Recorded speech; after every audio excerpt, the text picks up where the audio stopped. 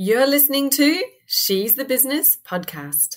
All right, I'm just going to come right out and say this. It may be unpopular, but I think that the word side hustle should be banned from your vocabulary in 2022.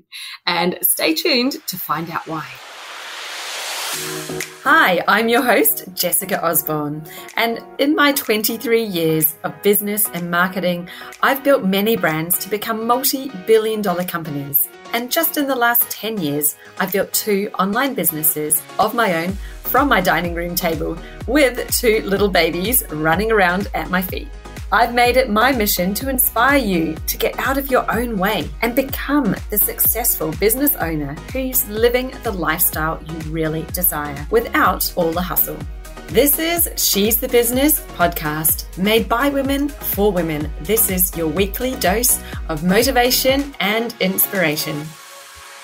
If you're working a job at the same time as building your business, most likely you are somebody who would say to people that you have a side hustle. And this is the way that you talk about your business to people. And, really the identity that you have applied to your business and to yourself. And this is something really important that I want to address today, because this simple thing is actually what's something massive that's holding you back in your business growth. So let's get into it. What does this mean? So I want you to stop thinking of yourself as an employee who has a side hustle, because that means that your identity is based on you being an employee. And that the business is really just something, insignificant that's on the side. But if your vision for your future is about you with a business and not a job, and that you're running a business and it's supporting your life, your lifestyle, what it is that you want to achieve and how you really want to be living, then you don't have a side hustle. You're already starting to create that dream. You have a side job. Your job is there. It's paying you the bills right now while you are still growing your business.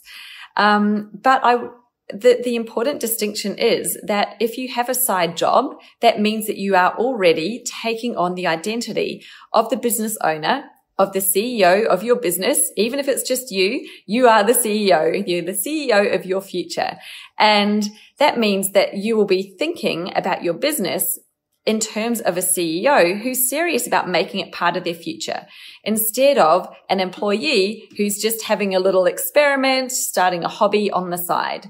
So it's a really important, mindset shift that can help you make so much more progress. As soon as you start to think of yourself as the CEO of your business who has a little side job on the side that's helping to bring in a few dollars, you're really going to be looking at decisions that you make in your business in a totally different way. A CEO will ask themselves questions such as, what should I be investing in right now to grow my business? And when they look at an investment, they'll say, what is the ROI of this investment? And the question that I love, and something that really helped me make a massive shift in how I perceived investments that I made in my business, is the question, what is the cost of me not making this investment? So let me explain a little bit more what that question means. Earlier this year, I was working on getting my signature course ready to launch.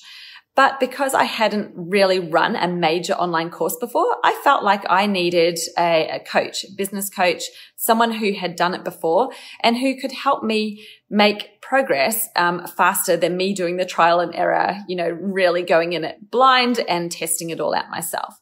So I was looking at investing in a program that felt like a lot of money for me. But there was this one question that really changed things around, because it said, what is the cost of me not making this investment? So if I don't get my course launched, what is it costing me every single month to not have it there? And I worked out what I thought I would be making from the course every month and the cost of me investing in that program. And it was just a no-brainer. It was so much less to invest in the program than what I'd be making. I would have made back my money in the first month, of having the course live. So that's just an example of a really, really good question that a CEO is thinking about with their business. They're thinking about investments. They're thinking about growth. They're thinking about smart ways that they can be more efficient and, absolutely make more money with their business. But it's because they're 100% invested in that business as being the vehicle for the future. Now, I think, I certainly started this business while I still had a job, and that job, yes, it was a bit of a security blanket that I was holding on to tight, even though I knew it wasn't what I wanted for my future. But it's a really funny thing when we think of it as a security blanket, because I would have to say right now, looking back, it's not secure at all. It's not secure to put my trust in a company to be paying me every week. It's not secure to have a job that can be made redundant or let go at any time. And then where are you left? You don't have anything to fall back on unless you have savings. Whereas with your own business, as long as you've got something to sell, you're able to turn the levers on. You're able to put it out there, make offers, and sell it anytime you want. And usually all that's holding us back is ourselves and our own confidence and ability to put something out there and market it and sell it. Not the fact that we don't have something to sell. So as a business owner, now I feel way more secure in having my own business than I ever did having a job that, could certainly be ripped out from under your feet at any time. So it's not a security blanket. So really, why are we holding on to these jobs and making ourselves as the employee as our identity, when instead we should be making our identity what we want it to be in the future? So if this is you, if you're somebody who's, telling yourself at the moment that you've got a side hustle, I would like you to sit down with a piece of pen and paper and imagine 6 months from now, a year from now, you as the owner of your business, of course, that you've already started, yes, but imagine you without the job. Okay. What does the identity look like? Who are you as the leader of your business? What is that? And try to embody that now. Take on that identity now. That's what you're building. That's what you're creating. Why not come from a place of what you're trying to get to in the future rather than making decisions based on where you are right now or who you've been in the past? Because that's not what's going to help you to grow towards your future vision. So you can have some really great questions, and thinking about your business from the persona of a CEO, it will help you make really good growth-based decisions and a lot less fear-based decisions. Because every CEO knows that you need to go all in. You need to back yourself. You need to commit. You need to make investments. Of course, smart investments. I'm not saying to throw money into everything, but look at what is a smart investment for you right now. What is actually going to help you to grow your business? Look at that, focus on it. Think about what the ROI is from it. What could you get return on if you make this investment?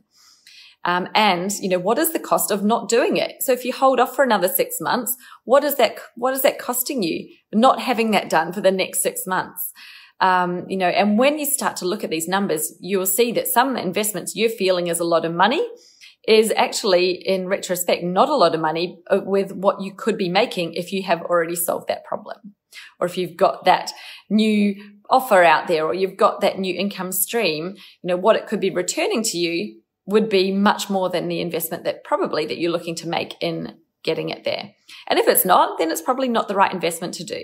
So that's certainly what I look at when I make, decisions for my business, is that cost benefit. And it's not about the actual cost right now. It is, what's it costing me not to do it?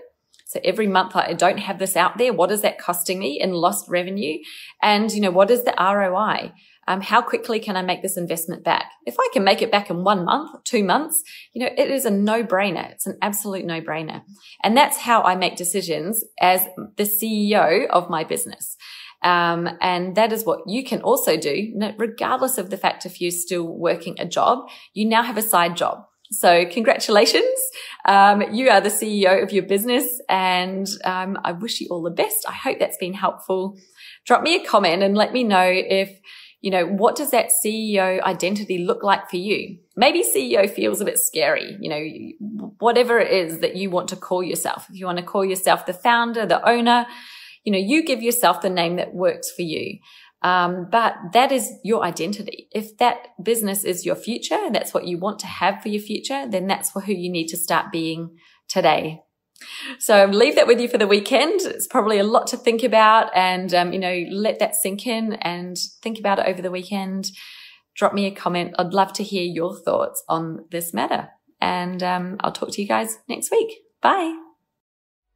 So if you would like to improve the marketing of your business, then the first place we always start is with your ideal customer avatar.